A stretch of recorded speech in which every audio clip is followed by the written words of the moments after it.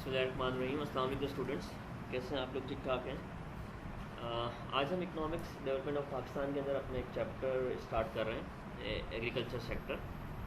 और इसमें से ज़्यादातर जो हमारे पास क्वेश्चन आते हैं, क्योंकि देखें पाकिस्तान की इकनॉमी जो है वो एग्रीकल्चर पे बेस करती है। हम लोग वी आर कंसिडर्ड एगेरियन मतलब हमारा ताल्लुक एग्रीकल्चर से है। क्योंकि जब पाकिस्तान बना, अगर आपको याद हो, आपने किताबों में पढ़ा है कि पाकिस्तान को इंडस्ट्रियाँ नहीं दी गई।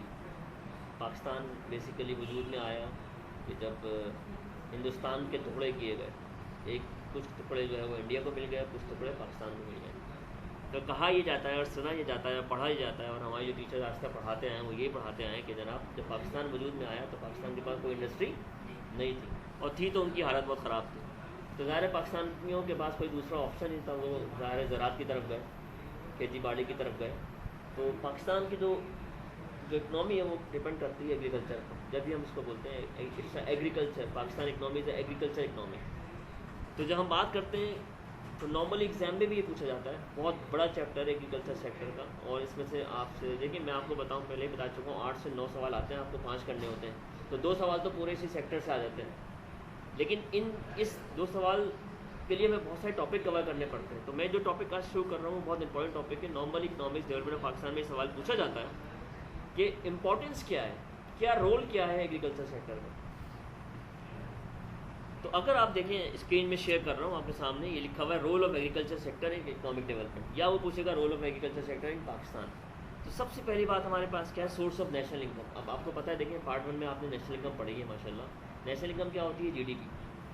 जीडीपी क्या होती है? Gross domestic product. और ग्रॉस डोमेस्टिक प्रोडक्ट किस पर डिपेंड करती है? गुड्स एंड सर्विसेज पर। तो आप मुझे बताइए, खेती बाड़ी से आपको फल मिल रहे हैं, फ्रूट मिल रहे हैं, सब्जियाँ मिल रही हैं, चावल मिल रहा है, या आपकी फूड क्रॉप भी है, आपकी ग्रेन मिल रहा है, आपकी कैश क्रॉप भी इसी से मिल रही है।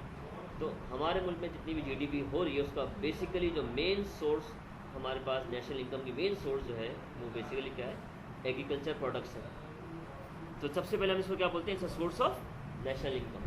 सेकंड क्या है? Source of employment. There is no doubt at all, क्योंकि ज़ाहिर है ये सेक्टर जब चल रहा है, सबसे बड़ा सेक्टर है, तो इसमें इसके अंदर लोग भी काम कर रहे होंगे। जब लोग काम कर रहे होंगे उसका मतलब लोगों को ये ज़रिया माश दे रहा है, लोगों को रोज़गार दे रहा है। तो आप ये देख लें, क्या कहा है? 45% ऑफ लेबर फोर्स किस पे बेस कर रही है? Agriculture sector. तो अगर सपोज एक एग्जांपल दे रहा हूँ मैं, अगर ये सेक्टर बंद कर दें, इसका मतलब है आपकी आधी से ज़्यादा आवाम बेरोज़गार हो जाएगी। इसका मतलब है ये इसकी इंपॉर्टेंस है, ये इसका रोल है कि ये हमें एम्प्लॉयमेंट प्रोवाइड कर रहा है, ये हमें जीडीपी प्रोवाइड कर रहा है। आगे क्या बोल रहे हैं? 67.7% rural area depend on the agriculture. तो जितने भी लोग रहते हैं और जितने भी लोग रूरल एरियाज़ में रहते हैं, वो पूरा का पूरा रूरल एरियाज से कितना परसेंट डिपेंड कर रहा है एग्रीकल्चर पर? 66.7। और ये एक ऐसा सेक्टर है जो कि पॉवर्टी को रिड्यूस करने में हेल्प कर रहा है। कैसे हेल्प कर रहा है? ज़ाहिर है जब लोग ज़राअत का काम करते हैं, अनाज उगाते हैं, अनाज बेचते हैं, तो पैसा कमाते हैं और पैसे से घर चलाते हैं। तो इससे अपनी गुर्बत मिटा रहा है ये सेक्टर, पाकिस्तान के लोगों की गुर्बत मिटा रहा है। और क्या इंपॉर्टेंस है कि हमें क्या प्रोवाइड कर रहा है? Food provide. अब मुझे बताएं, कोई इंसान, कोई भी ज़िंदगी नहीं चल सकती विदाउट फूड। इवन अगर मैं बोलूँ ना, गोश्त की एग्जांपल भी दूँ, जब भाई हम गाय का गोश्त इस्तेमाल करें, भाई गाय का गोश्त जब मिलेगा ना, जब गाय चारा खाएगी, और चारा कौन देगा? Agriculture sector. तो इसका मतलब है चारा, हमें गोश्त जब भी मिल रहा है गाय से, बकरे से, या मुख्तलिफ किस्म की चिकन हम खा रहे हैं, फीडिंग, तो फीडिंग मिल कहाँ से रही है उसको? या फीडिंग जो है वो चारा मिल रहा है, घास फूस मिल रही है बकरी को, दूध मिल रहा है। दूध तो बाद में बनेगा ना, पहले वो चारा तो कहाँ से मिलेगा उसको? एग्रीकल्चर सेक्टर से मिलेगा। तो ये सिर्फ इंसान की सप्लाई ऑफ फूड नहीं मिल रही, बल्कि जानवरों को भी सप्लाई ऑफ फूड प्रोवाइड कर रहा है। कौन सा सेक्टर? तो ये हम क्या डिस्कस कर रहे हैं? अगर वो पूछता है रोल क्या है, वो पूछता है इंपॉर्टेंस क्या है एग्रीकल्चर सेक्टर, ये सारे पॉइंट्स आपकी हेडिंग्स हैं। इस हेडिंग्स को आप याद करें और साथ साथ आप एक 2 वर्ड ऐड करते चले जाएँ, 2 लाइनें ऐड करते चले जाएँ। नेक्स्ट क्या है? Demand for industrial use. Demand for industrial use का मतलब क्या है? अब आप मुझे बताएं, इंडस्ट्री के अंदर जो रॉ मटेरियल आता है वो सब कहाँ से आ रहा है? एग्रीकल्चर सेक्टर से आ रहा है। अब मैं आपसे बोलूँ, भाई कोई मेडिसिन मार्केट है, कोई मेडिसिन की इंडस्ट्री है। अब मेडिसिन की इंडस्ट्री के अंदर हो क्या रहा है? भाई दवाइयाँ बन रही हैं। दवाइयाँ किससे बन रही हैं? जड़ी बूटियों से बन रही हैं, केमिकल से बन रही हैं। जड़ी बूटियाँ कहाँ से आ रही हैं? एग्रीकल्चर सेक्टर से आ रही हैं। तो ये इंडस्ट्रियल यूज़ की डिमांड पूरी कर रहा है। कंट्रोल ओवर इन्फ्लेशन, अगर मुझे बताएं हमारे मुल्क में अनाज ना हो, इसका मतलब हमें दूसरे मुल्कों से लेना पड़े, और जब लेना पड़े तो हमारा इंपोर्ट बिल बढ़ जाएगा, इंपोर्ट बिल बढ़ जाएगा तो हमें महंगाई हो जाएगी। तो ये इन्फ्लेशन को भी कंट्रोल कर रहा है। ये हमें कहाँ लेके जाता है? सेल्फ सफिशेंसी की तरफ। कहाँ लेके जा रहा है? सेल्फ सफिशेंसी, कि हम खुद कफील हुए हैं। मैं आपको वसूख से बता रहा हूँ कि हम लोग इतनी गंदम प्रोड्यूस करते हैं, हम लोग इतनी शुगर कैन प्रोड्यूस करते हैं कि हमें कहीं से इम्पोर्ट करना ना पड़े। और जो अभी जो इशू चल रहा है ना शुगर का, वो शुगर का इशू यही चल रहा है। मैं आपको एक बात बता दूं कि प्रॉब्लम क्या है, हो सकता है किसी को समझ में आती हो, किसी को समझ में नहीं आती हो। इन्होंने क्या किया, पहले शुगर और आटा एक्सपोर्ट किया, अब हो क्या रहा है, अब शॉर्टेज हो गई। फिर यही जो जिन्होंने एक्सपोर्ट, इनको करना नहीं चाहिए था अगर शॉर्टेज थी। तो बेसिकली ये आर्टिफिशियल शॉर्टेज क्रिएट करते हैं। जैसे इन्होंने एक्सपोर्ट किया, पीछे से बोरियां, आपने सुना होगा कि सिंध के अंदर आते आते बोरियां गायब हो गई। अब आर्टिफिशियल शॉर्टेज क्रिएट करी, अब हमें इंपोर्ट करना पड़ रहा है। और इंपोर्ट कौन करता है? बिजनेसमैन। और फिर ये बिजनेसमैन जो हैं, जैसे आपके ये मुख्तलिफ जो सियासतदान फंसे हुए हैं, अभी जरदारी साहब हैं, और ये नवाज शरीफ और शहबाज शरीफ साहब हैं, और PTI के जनाब शौकत तरीन हैं, ये जो फंसे हुए, क्यों फंसे हुए हैं? ये वो लोग हैं जिन्होंने शुगर को इम्पोर्ट किया ताकि मुल्क की ज़रूरत पूरी हो सके, लेकिन इसके ऊपर गवर्नमेंट से सब्सिडी ली। तो मालिक तो यही है, शुगर वाले जो शुगर बेच रहे हैं। गवर्नमेंट सब्सिडी, गवर्नमेंट को सपोर्ट कर रही है। तो ये इस पे इमरान खान ने इस पर स्टेप उठाया है, और आज से 20-25 साल बाद ये स्टेप उठाए। देखिए कहाँ तक जाती है बात। लेकिन ये मैं आपको बता रहा हूँ कि ये हमारे मुल्क में कोई शॉर्टेज नहीं है, शॉर्टेज सब आर्टिफिशियल है, ये सब सेलर जो है वो छुपा देते हैं। तो ये हम ये कह सकते हैं कि सेल्फ सफिशेंसी है। सेल्फ सफिशेंसी का मतलब क्या है? कि हम खुद कफ़ील हैं खाने पीने के अंदर। अल्हम्दुलिल्लाह मैं आपको बता रहा हूँ कि हमारे मुल्क के अंदर जो दही इलाके हैं जहाँ पे खेती बाड़ी होती है, वो लोग भूखे नहीं सोते हैं, वो लोग खा के सोते हैं। गंदम होती है वहाँ पे, वहाँ कपास है, वहाँ गन्ना है, वहाँ सब चीज़ें, फल फ्रूट सब कुछ मिल रहा है उनको। तो हम कह सकते हैं कि हमें इस सेल्फ सफिशिएंसी की तरफ लेके जाता है। आगे अगर हम बढ़े, agriculture in Pakistan, about 20% of Pakistan total land is cultivable land and is irrigated by one of the largest irrigation system of the world. अब आप देख लें, दुनिया का लार्जेस्ट का मतलब है सुपरलेटिव डिग्री इस्तेमाल हो रही है, मतलब इससे बड़ा किसी का एग्रीकल्चर सेक्टर नहीं है। 21.3% of GDP comes from agriculture. Irrigation by Indus valley, इसको हम कहाँ से इरिगेट करते हैं, कहाँ से इसकी खेती बाड़ी कर रहे होते हैं? हम इंडस वैली से। इंडस वैली क्या होता है भाई हमारा, आपको पता है।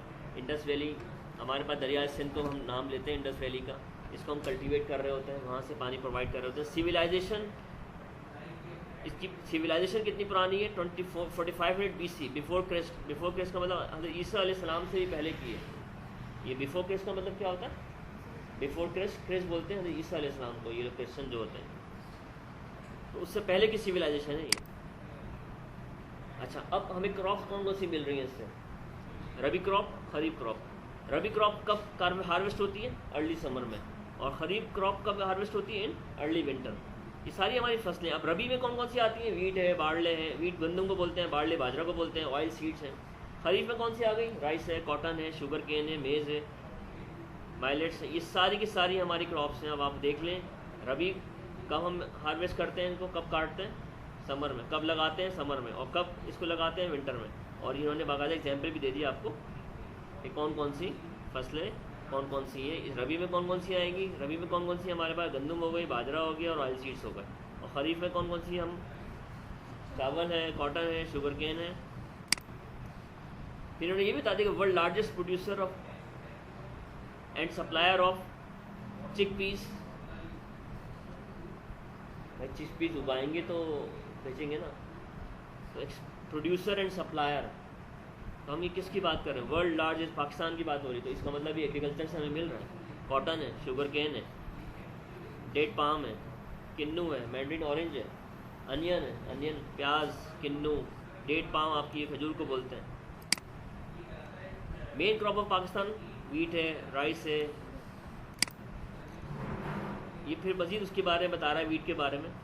तो अगर आपसे पूछता है एग्रीकल्चर सेक्टर के बारे में बताइए, तो आप बड़े आराम से बता सकते हैं कि ये बासमती राइस है, important cash crop of Pakistan compare to world largest Brazil. तो ये सारा बता रहे हैं एग्रीकल्चर सेक्टर के बारे में। लेकिन आपने क्या करना है, इसके अंदर 15-20 हेडिंग बनानी है कि जनाब ये सेक्टर क्या क्या प्रोवाइड हमें कर रहा होता है। तो अभी हम इसको लिस्ट कर लेंगे, डोंट वरी कि वो क्या क्या चीज़ें हमें प्रोवाइड कर रहा होता है। अच्छा, इसके अलावा भी, अच्छा हम प्रॉब्लम बाद में डिस्कस करेंगे, फिर कभी मैं आपको थोड़ा सा और आगे लेके चलता हूँ। अच्छा, इसमें देखें, अगर हम इस हवाले से बात करें role of agriculture economic development Pakistan, ये तो हमने डिस्कस कर लिया कि जनाब national income, source of national income है। जब नेशनल इनकम बढ़ती है तो हमारी पर कैपिटा इनकम भी बढ़ती होगी। जब पर कैपिटा इनकम बढ़ती है, मैंने बताया था स्टैंडर्ड लिविंग भी बढ़ता है। जब स्टैंडर्ड लिविंग बढ़ता है तो हमारे मुल्क में एजुकेशन, हाउसिंग, मेडिसन है, हेल्थ, सब कुछ बढ़ता है। तो आप ये देख लें कि ये हमें सप्लाई ऑफ फूड भी प्रोवाइड कर रहा है, ये हमें रॉ मटेरियल भी प्रोवाइड कर रहा है, ये एक तरीके से हमें क्या प्रोवाइड कर रहा है, फॉरेन एक्सचेंज इनकम भी दे रहा है। क्योंकि जब हम कैश क्रॉप उगाते हैं कॉटन, तो कॉटन जब आगे बेचते हैं तो हमें फॉरेन एक्सचेंज आता है। तो अब आप अगर आप गिनती पे गिने, अपनी उंगलियों फिंगर टिप्स पे गिने, तो कितने बेनिफिट। सबसे पहले हम क्या बोलेंगे, ये source of measuring, source of national income है, पहला हो गया। दूसरा, ये लोगों को एम्प्लॉयमेंट प्रोवाइड कर रहा है, सही है, ये हमारे मुल्क की पर कैपिटा इनकम बढ़ा रहा है, ये हमारे मुल्क का स्टैंडर्ड ऑफ लिविंग बढ़ा रहा है, एग्री। ये हमारे मुल्क में फूड की जितनी भी प्रॉब्लम्स हैं उनको रिजॉल्व कर रहा है, फूड क्रॉप प्रोवाइड कर रहा है, कैश क्रॉप प्रोवाइड कर रहा है, इंटरनेशनल ट्रेड में प्रमोट कर रहा है, हमें हमारे एग्रीकल्चर सेक्टर फॉरेन एक्सचेंज हमारे पास आ रही है, सही है। अच्छा, और क्या क्या बेनिफिट्स हैं, ज़ाहिर है जब हम जब नेशनल इनकम की बात करें, इससे कितने लोग हमारे वाबस्ता हैं हमारे पास एग्रीकल्चर सेक्टर में। हमारा पूरा दही इलाका 41.7% हमने डिस्कस किया, वो पूरा किस पे डिपेंड कर रहा है, एग्रीकल्चर से डिपेंड कर रहा है। इसी तरह अगर आगे बढ़े हम, हमारी एजुकेशन है, हेल्थ है, जितनी भी हमारी ये सब वहाँ के लोगों को कैसे मिल रही है, क्योंकि ज़ाहिर है वो लोग इससे अपना ज़रिया माश कमाते हैं और अपने मुल्क का स्टैंडर्ड लिविंग बढ़ा रहे होते हैं। साथ ही तरह आप ये देखें, अगर एग्रीकल्चर सेक्टर ना हो तो क्या आपको साफ़ हवा मिल सकती है।